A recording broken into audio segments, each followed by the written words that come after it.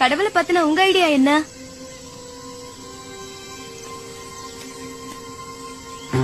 கடவுள் பத்தி ஒவ்வொருத்தருக்கும் ஒவ்வொரு புரிதல் இருக்கும். என்னோட புரிதல்ல இருந்து வேணா ஒண்ணு சொல்றேன், உங்களுக்கு புரியுதான்னு பாருங்க. நாமெல்லாம் மிருகமா இருந்தப்போ உணவும் இனப்பெருக்கவும் மட்டுமே தேவையா இருந்துச்சு. அதுல கொஞ்சம் மிருகங்க சிந்திக்க ஆரம்பிச்சிருச்சு. அப்படிப்பட்ட மிருகங்களுக்கு மனுஷங்கன்னு பின்னால பேர் வச்சுக்கிட்டாங்க. அந்த மனுஷனுக்கு மிருகங்கள்ட்ட இல்லாத பேராசை, பொறாமை, போட்டி, வஞ்சம்னு நிறைய குணங்கள் சேர்ந்துருச்சு. மனுஷங்களோட மனசும் நிம்மதி இழந்துருச்சு. அப்பதான் ஏண்டா நிம்மதியே இல்லன்னு உட்கார்ந்து அமைதியை யோசிக்கதான் கோயில்களை கட்டி வச்சாங்க.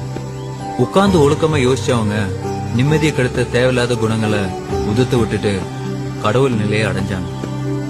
அந்த கடவுள் நிலையை அடைஞ்சவங்க கொடுத்துட்டு போன சிலபஸ் தான் திருமந்திரம், திருக்குறள், பகவத்கீதா, குர்ஆன், தம்மபதம், பைபிள்னு எல்லாம்.